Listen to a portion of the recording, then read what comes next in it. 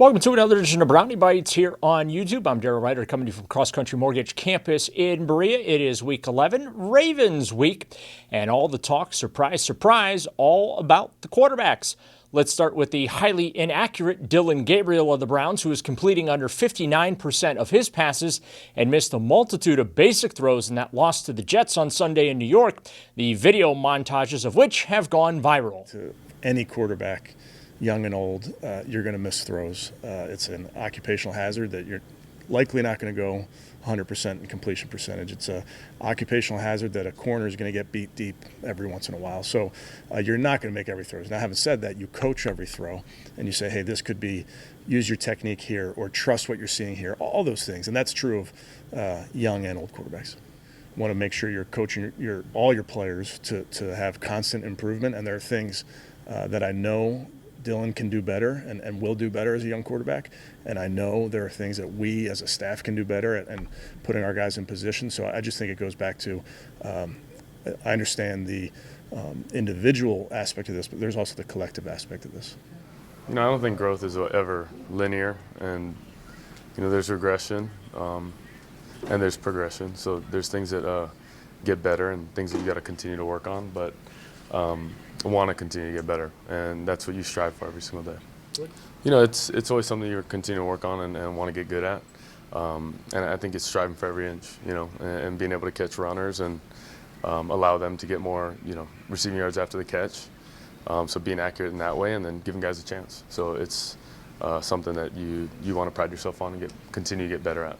Not overthinking it, but you just miss. You know, sometimes you miss, and you want to eliminate as many as you can. And definitely when you know you lose, it's magnified, and I think you're always going to continue to work on that, and something that you want to pride yourself on, which is making the throws.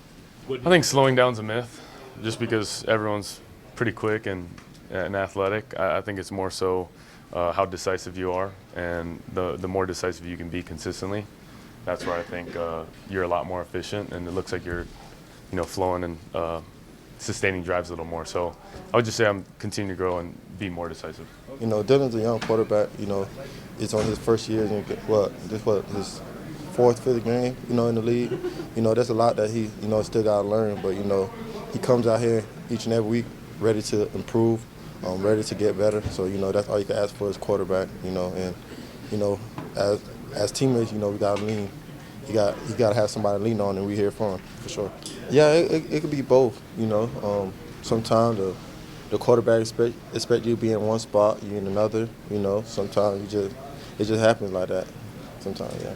A positive from that loss to the Jets was Gabriel getting the ball to receiver Jerry Jeudy. 12 targets, 6 catches for 78 yards. I mean, Jerry's our best wide receiver. He's you know, one of our best players on offense. We know that he's a guy that we lean on to do a lot of things. The teams that we're going against know that, as you see. So he's a focal point of what we want to be. Yeah, I thought it was a good pass by Dillon. Give me an opportunity, give me a chance to make a play on it, you know, and I came down with it. You know, you want to be able to be an explosive offense and take advantage of those shots when we have those opportunities, you know. You don't want to be a team that just run a lot of short stuff, you know, so teams won't just sit on every route, you know. So being able to take advantage of those opportunities really helps the offense a lot. That being said, penalties and critical mistakes at crucial times continue to kill this team. So what about accountability for those mistakes? I think it's important. We hold every player accountable for everything we do. I'm accountable for everything we do. So you just try to be very open and transparent and honest with your football team. A lot of that doesn't make it outside this building, and that's just kind of part of being a family as you keep things in-house. But our guys understand that part of the accountability is a shared accountability, so it's all of us. Yeah, it's definitely tough because, I mean, we put so much emphasis on that, and every week, you know, we talk about that in meetings every day about not trying to commit penalties at all. You know, it's gonna happen and stuff like that, but definitely you don't want penalties and stuff like that to happen at crucial moments in the game. But, I mean, our game, every moment is crucial, really. So we just got to go and fix it. You know, it's not just one play or 2 plays. You know, it's an entire game that things happen and affect it. But, yeah, we just got to be cleaner in the games, and especially towards the end of games once those moments get even more crucial. it's how you practice. You get what you emphasize, and you definitely want to eliminate negatives. That's something that's you know, a drive killer, right? But you know, I just feel like at times we all take our turns. You know, whether it's not even a penalty, but me missing a throw, a penalty here or there, or maybe a negative play. That all just makes it more difficult. And then, you know, on the same note, you live on the other side, explosive plays, chunks. You're not living in third down a bunch. You're sustaining drives. It just looks a whole lot different. But I think what we see, what everyone sees, is there's inefficiencies at time, and maybe the 9-play touchdown drive versus a 3-and-out. And how do we kind of find the middle ground and continue to prolong drives, sustain them, go put points on the board. Lamar Jackson's return has seemingly resurrected the Ravens season, and dealing with him will continue to be a problem for the Browns as they look to contain the two-time NFL MVP.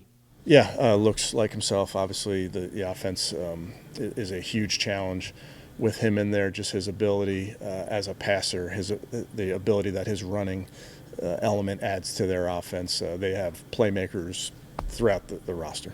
Yeah, no, he's definitely the same player he's been coming back. You know, great player, great quarterback, top 5 quarterback in this league, and yeah, he's always a threat out there. You know, that quarterback position, they got that going and firing. They're gonna be good. He's a heck of a player, MVP quarterback, and sticking him in there on any team is going to improve your team and your game. And I mean, you're obviously seeing that them winning, and just how he's able to manage the offense and run the offense for those guys. So he's a great player, and yeah, he does everything for those guys. Yeah, at times. I mean, he's a playmaker out there. He's able to extend plays, like you said. So it's already tough covering guys in this league. So, but when he's able to extend the play longer than the average play, you just got to cover for that much longer.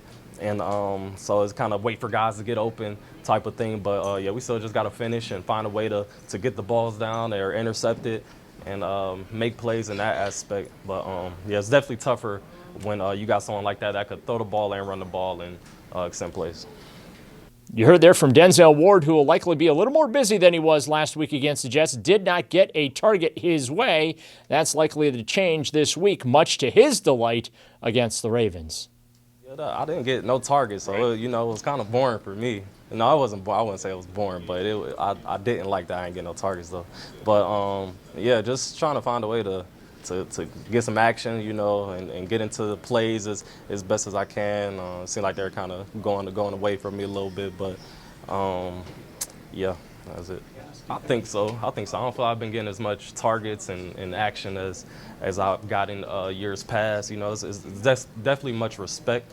But yeah, I'm trying to get into some action. I like to be in on the game, and I'm still in on the game, but just get in and be able to try to affect the game as best way as I can and make some plays, make some game-changing plays. So looking for those every opportunity I get.